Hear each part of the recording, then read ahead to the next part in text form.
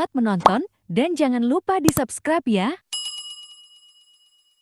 Khairil bariyah wa ala alihi wa ashabihi zawin nufusi zakiyah, amma ba'du. Hadirin kaum muslimin dan muslimat, para jamaah subuh yang dirahmati Allah subhanahu wa ta'ala, mari oleh Gedanyo Bang Bandung senantiasa memanjatkan puji dan syukur kehadirat Allah subhanahu wa ta'ala. Allah yang hana priwate sabi-sabi dilimpahkan kepada Gedanyo Bang Bandung segala bentuk curahan nikmat dan rahmat, sehingga dengan adanya nikmat dan rahmat daripada Allah lah Allah mendang nupuruh Gedanyo di dalam golongan urung-urung yang beriman.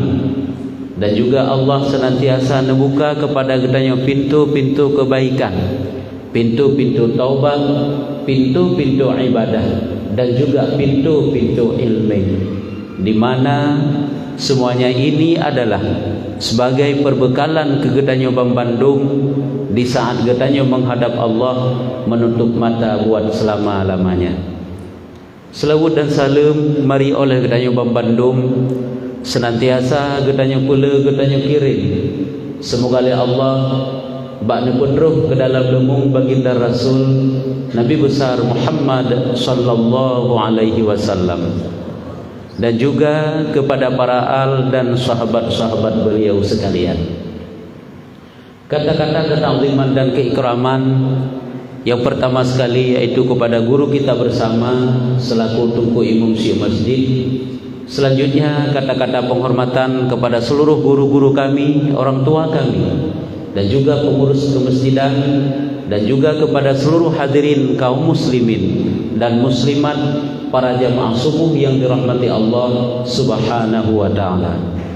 Hadirin para tamu Allah yang mulia, dengan seizin daripada Allah subhanahu wa ta'ala, nibak subuh yang sangat mulianya Gedanyo Bang Bandung kata tamang bak subuh yang ke-28 daripada bulan suci Ramadan.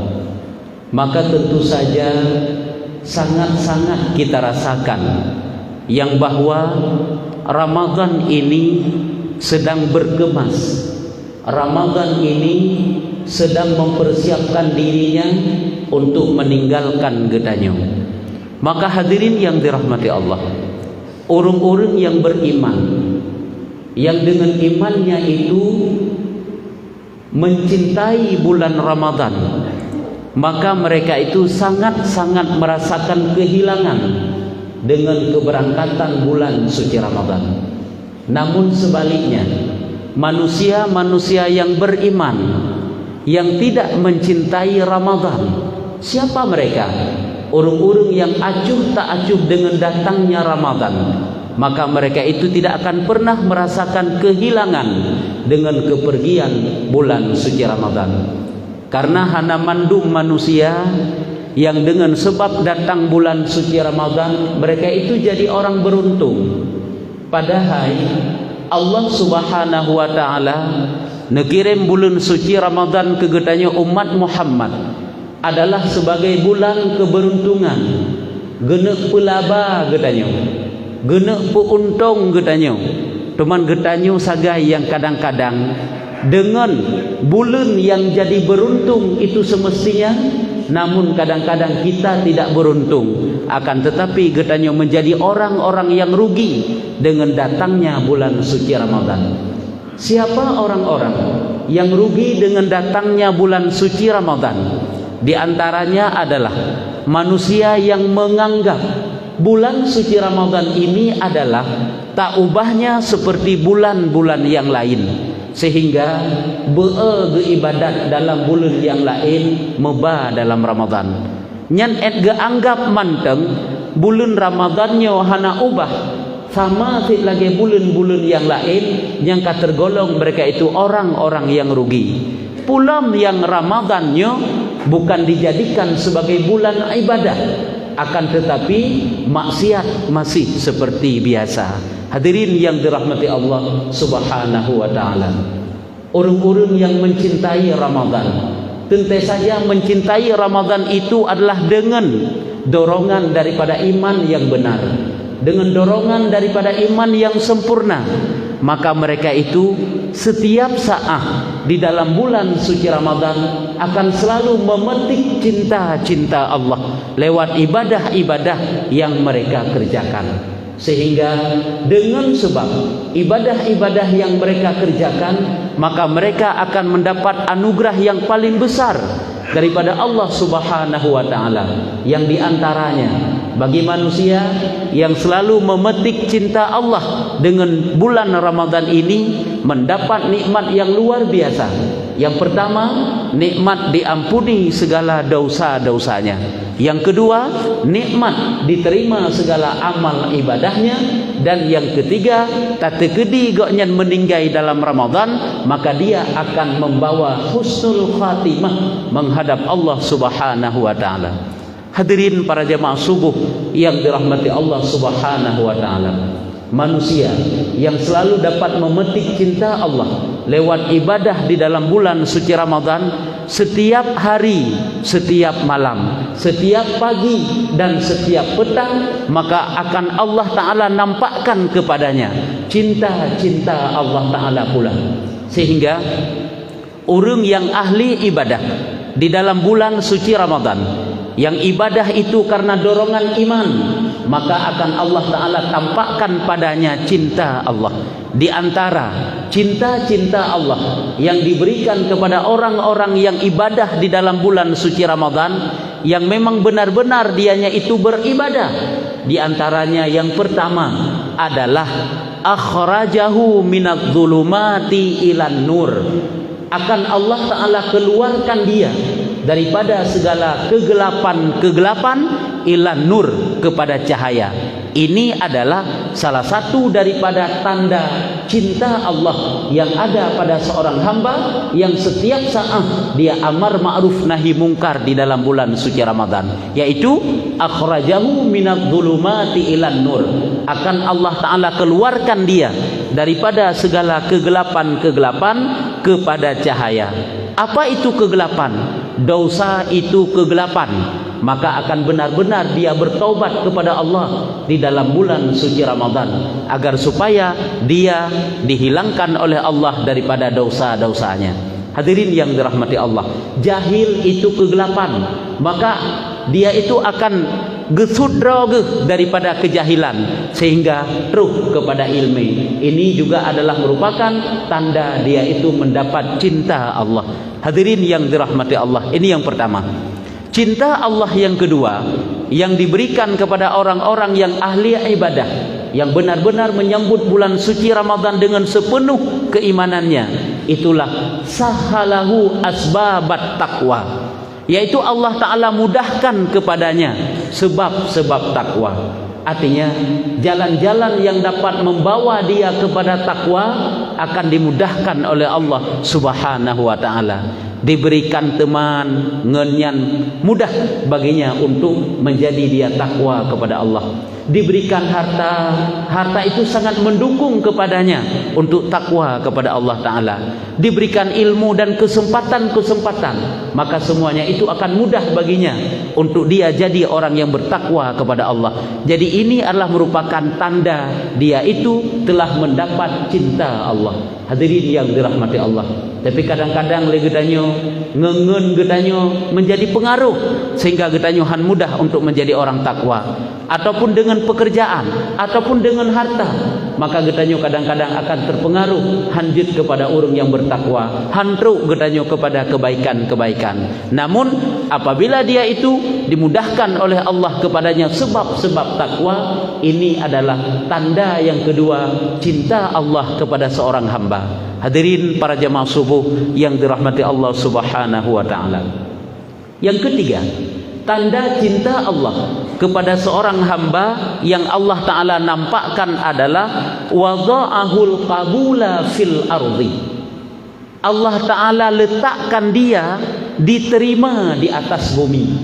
Allah Ta'ala letakkan dia, Allah Ta'ala posisikan dia diterima di dalam bumi. Dalam arti kata apa? Yaitu saran-sarannya dibutuhkan, pendapat-pendapatnya dinantikan, kehadirannya itu dirindukan, petuah-petuahnya sangat merasa haus bagi manusia-manusia. Ini adalah tanda mereka itu mendapat cinta Allah, yaitu Allah Ta'ala letakkan dia di atas permukaan bumi, diterima di segenap lapisan manusia.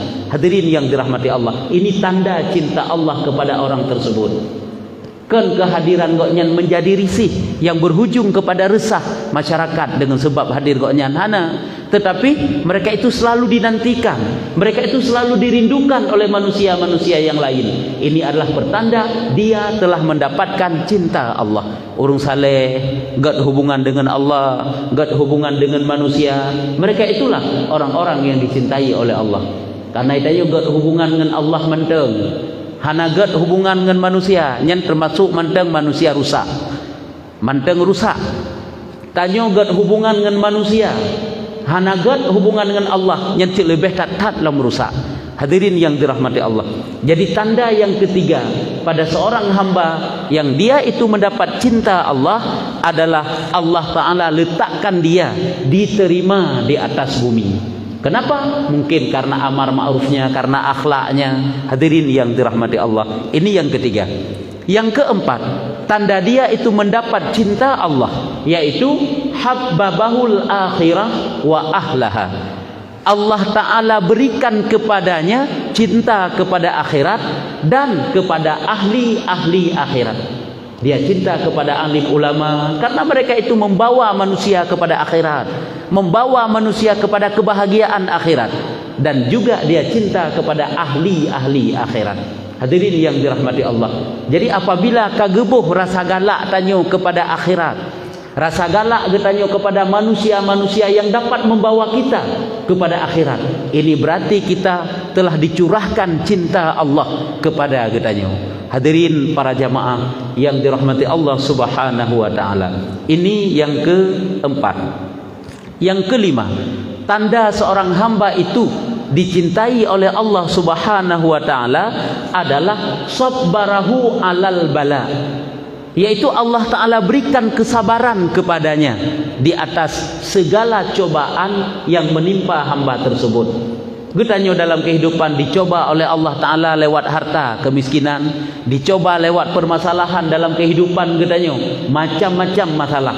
Masalah dalam rumah tangga, masalah pekerjaan, masalah dengan tetangga. Tapi kita bersabar, mencari solusi-solusi yang baik, sehingga kita dapat menempuh dan menemukan jalan-jalan yang baik dalam menghadapi segala persoalan dalam hidup. Punya kesabaran. Jadi kesabaran inilah yang diberikan oleh Allah kepada seorang hamba, dan hamba itu mampu bersabar.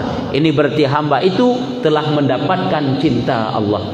Hadirin para jamaah subuh yang dirahmati Allah Subhanahu wa taala. Karena cobaan yang dijuk oleh Allah Taala macam-macam cobaan bila Allah bertanya. Ini adalah yang kelima. Yang keenam, yaitu razzaqahut tawakkul. Allah Ta'ala rizkikan kepadanya sifat tawakal.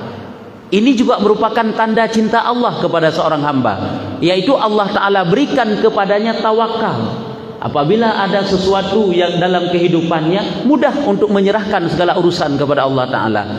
Kenigoknya hana harap kepada Allah, tetapi ada Allah, merasakan hadir Allah, sehingga apapun yang dia kerjakan tidak pernah bersandarkan kepada yang bukan Allah. Hadirin yang dirahmati Allah Subhanahu wa taala, untuk mendapatkan sifat tawakal pun tidak semudah seperti mudah kita mengucapkan dan mudah kita mendengarkan, tidak. Karena getanyo kadang-kadang jangankan tawakal kepada Allah, ke manusia yang sangat kata percaya dekat dengan getanyo, hantar tuju serah urusan getanyo, yang padahal telah nyata-nyata kadang ipegah itim bantu, itim selesaikan persoalan getanyo, hana sit tak yakin dalam, hana sit tak tuju serah urusan. Ulam yang Allah ditna tingkatan keimanan getanyo kadang manteng berkurang.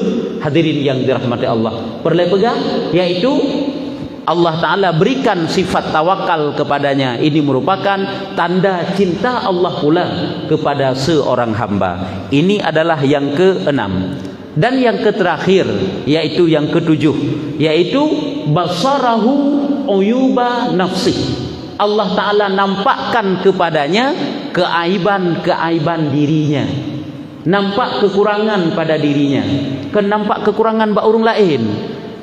Di saat dia berhadapan dengan manusia maksud sekalipun, dia tidak pernah manusia yang maksud itu kekurangan dalam pandangannya.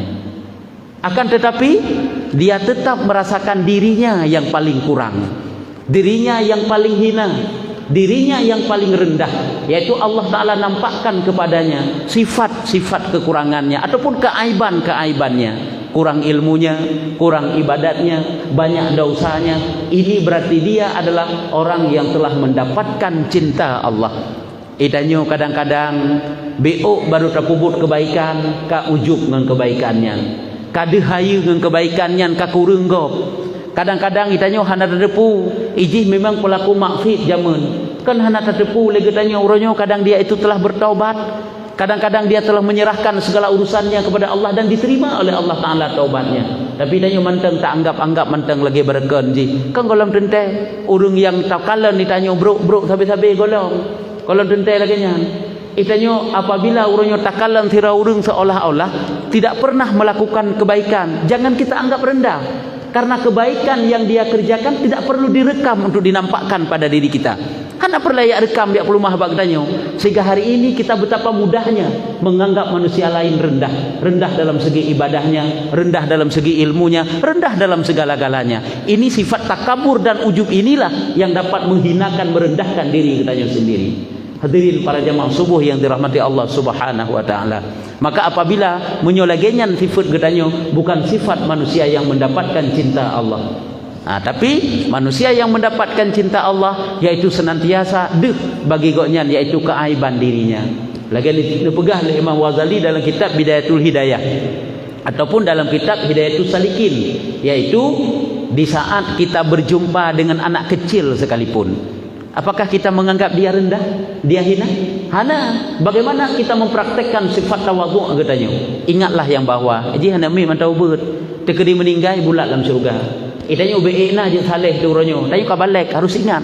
Kita telah dibebani tanggung jawab. Kok jai dosa dekat. Mati katanya ronyo.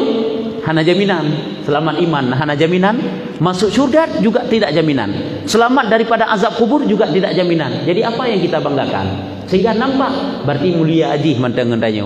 Karena aji mempraktekkan sifat tawadhu'nya kan berarti tak jom jaro tak semah urungnya kan satu perasaan yang dipraktekkan dalam hati dia rasakan yang bahwa rupanya getanyo manteng rendah berupa ngurung tuha walaupun alim getanyo walaupun secara zahir tentang tika saleh getanyo berupa ngurung tuha. Ingatlah dia itu lebih tua daripada getanyo, tentu saja ibadahnya itu sangat banyak. Lagi-laginya lah pokoknya sampai bahkan merempak dengan binatang sekalipun yang bagi contoh membinatang. Jina merupa ngasih merupa ngan bui. Ijah hasenya hendak keroi biak kasih. Hendak ke ba Allah Taala bunya bujuk ke bui. Tekedi ji mati hana hisab ba Allah. Tekedi meninggal tanya.